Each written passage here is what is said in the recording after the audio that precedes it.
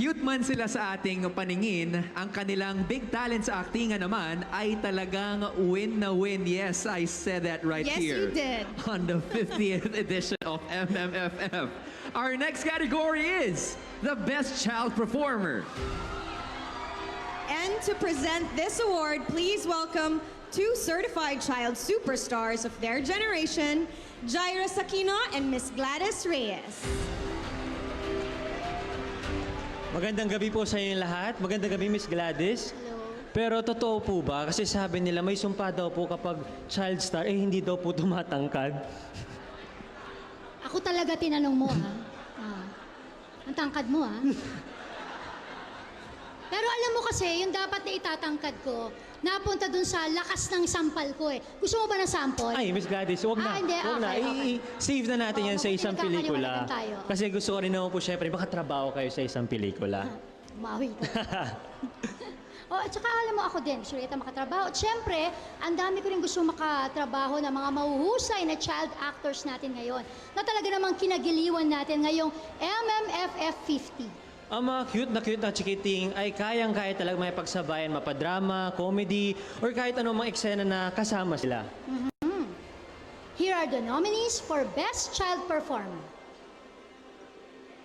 Lagi na lang tinutok ko sa school ng mga kaklase ko. Simpong-simpong pa raw. Pero hindi naman nila ako pabubuli kasi suntok agad sila sa akin. Kian Ko for Espantajo.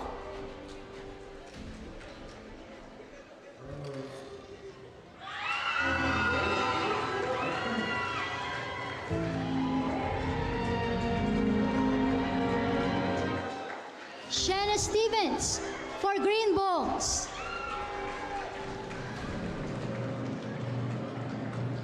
Felipe.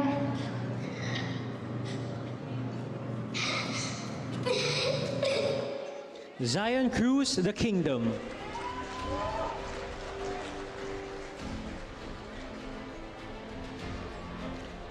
At ang nag-uwi bilang MMF 50 Best Child Performer ay si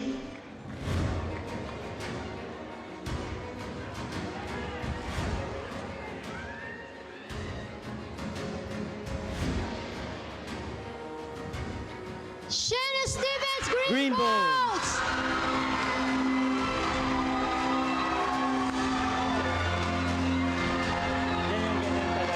Ganyan talaga.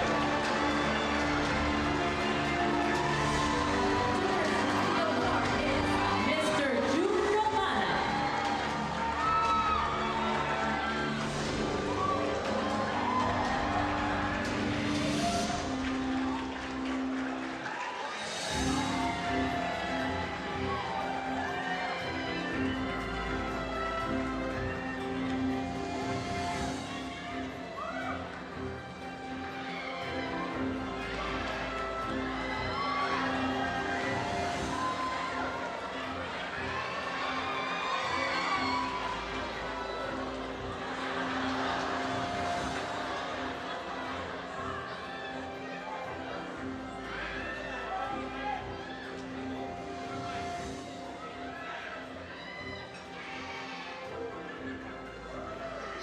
Wow!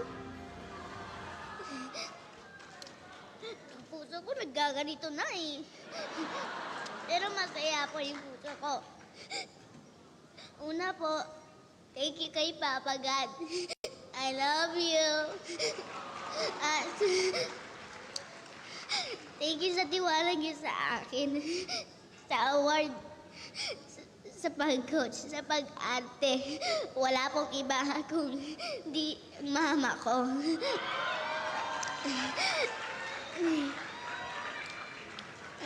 Super thank you, Mommy, for guiding me. I love you. Sa daddy at kapatid ko, Sean, thank you for supporting and believing in me. At sa GMA, Sparkle, I love you. Sa manager ko, Tita Tracy, Attorney James, Tito Tabs. Mwah! Thank you, Miss Annette, Tita Nessa, Miss Ange, Tito JC, Direct Sig. Hindi ko po magagawa maayos ang role na ito kundi sa inyong lahat. At sa Greenbones family. Thank you.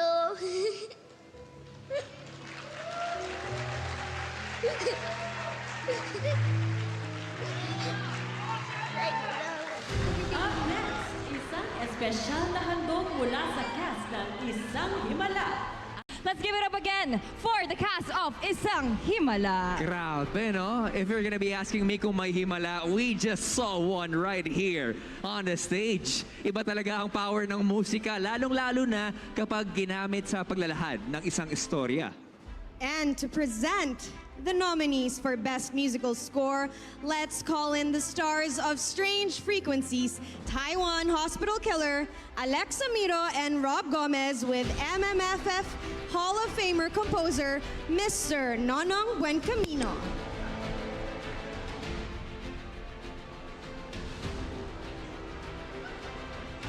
Ang musical score o background music ay mahalagang element ng isang pelikula. Nakakadagdag ito ng dramatic narrative or emotional impact sa isang pelikula. Do you agree, Sir Nono? Tama ka. Mahalaga talaga ang musika para maramdaman ang pelikula. Heto na po ang mga nawidadong ngayong gabi para sa Best Musical Score. Juan de Guzman, Espantajo. Kaya mag-nominate. Kaya mag-nominate. Len Canto, Green Loans.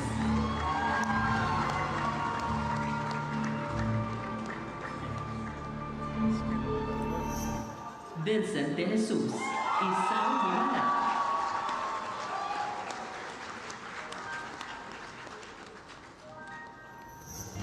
Jackie Jazer Margana, My Future You.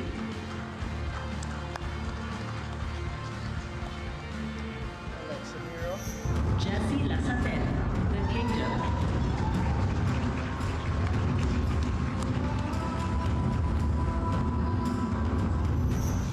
Jose Antonio Buencamino, Topa. My nephew. Tapos na? Yes, sir. And the winner is... For Best Musical Score, Vincent de Jesus, Isang Himala!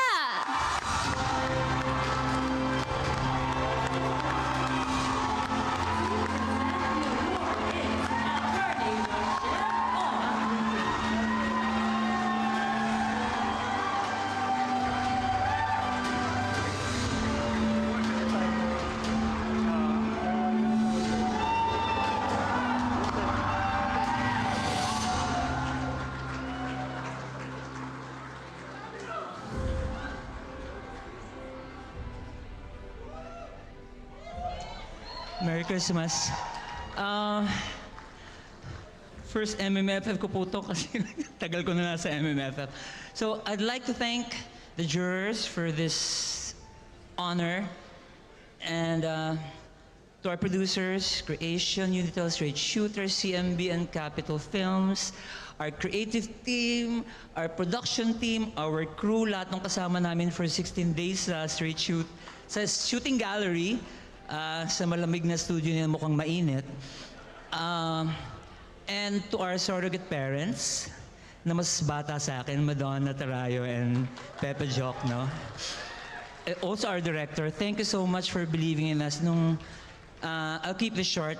And to Sir Ricky, a mentor, a friend, a collaborator, thank you for being with this production since 2003 nung theater play pa siya, musical. Until now, Sir Ricky, we love you with all our... If I had two hearts, I will love you just the same. Maybe twice as much. And last and not but least, my Himaloves. The cast na mas clingy pa po sa glue. And I share this with you.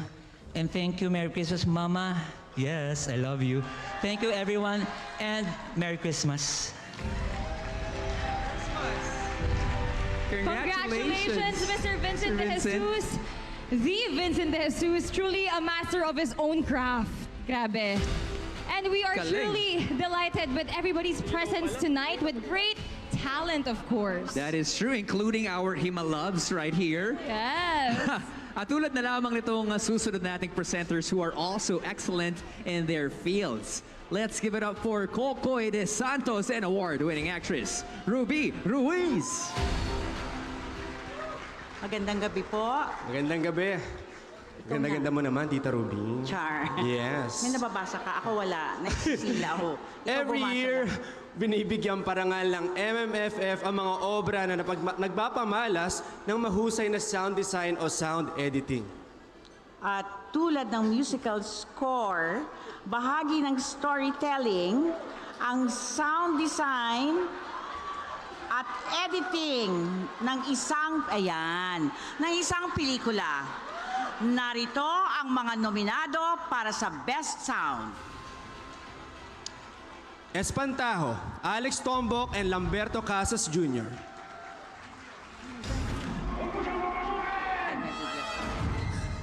Domingo Zamora, pinatay ang kapatid at ang batang pamangkin. Ay, nauna, ba't ganon? Anong klaseng halimaw ang kayang pumatay sa sarili niyang pamangkin? Award.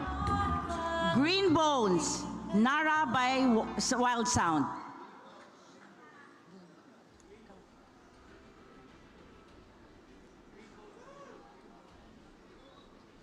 Domingo Zamora, pinatay ang kapatid at ang batang pamangkin. Anong klaseng halimaw ang kayang pumatay sa sarili?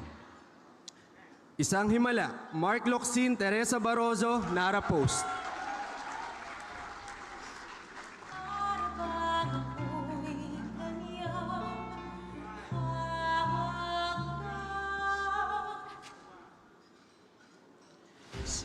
Strange Frequencies, Taiwan Killer Hospital, Ditoy Aguila.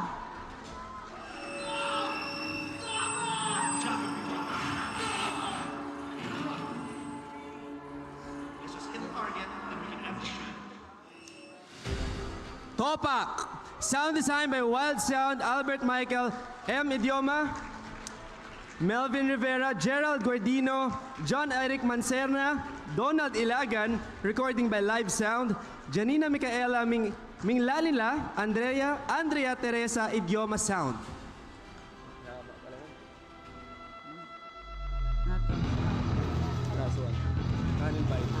Roy Alexander. Uninvited, Roy Allen Santos. We commemorate the day I defined my own destiny.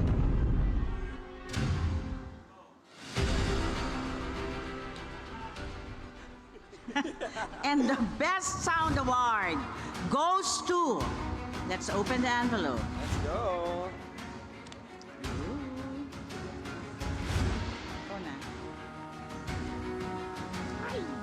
Ditoy Aguila, Strange Frequencies, Taiwan Killer Hospital. Congratulations. Congratulations.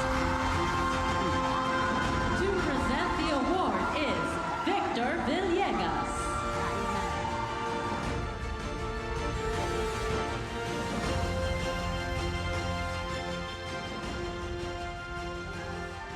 Wow! Salamat sa MMFF Board, Committee at Jurors. Strange Frequencies yung cast. Cool din sila, masarap sila i-dub. So salamat din sa inyo. Ang team namin sa Mothership at Reality, maraming creative na tao ang bumuo sa pelikula na to. At syempre, salamat sa producer namin, si Don Monteverde, and Direct Eric Mati. So last din, 9 years ago, yun yung huling entry ko sa MMFF, ano? So mabuti na pagbalik ko, may added na trophy ulit. Salamat. Congratulations for that award. And let me just say this, only a Ruby Ruiz can do this. Of course. While reading a spiel. We are doing the Ruby Ruiz style. Yeah, let's make that trend tonight. At itutuloy na natin ang selebrasyon with the next set of presenters. To present our next award, please welcome from the official MMFF 50 movie entry uninvited, Ron Angeles, and from Isang Himala, Miss Between Escalante. This award was first presented in 1989 during the 15th Metro Manila Film Festival kay Maestro George Canseco para sa pelikulang Immortal. These are songs that capture the essence of the story. Here are the nominees for the Best Original Theme Song. Ang Himala ay Nasa Puso, interpreted by Juan Carlos, composed by Vincent De Jesus and Ricky Lee. Isang Himala. Magkabilaan, interpreted by Zephanie and April. Original words and music by Joey Ayala and Ralph De La Fuente. Additional music by Antonio Rodriguez. Additional lyrics by Abel, The Kingdom.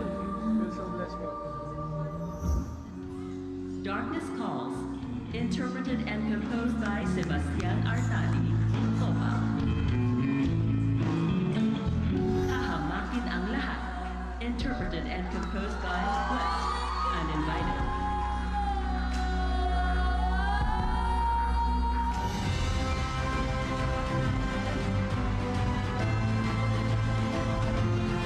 And the Best Original Theme Song Award. And the Best Original Theme Song Award goes to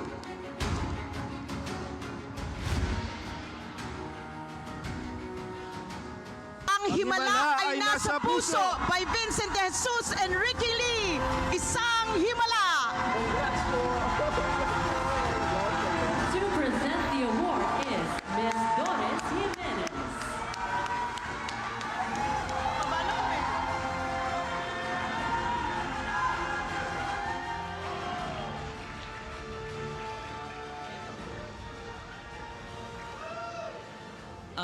Thank you, Creation, and UNG, and Juan Carlos, of course, and his collaborators.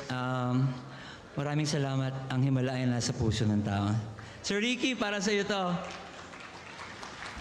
Congratulations, Vincent De Jesus, for your second trophy tonight.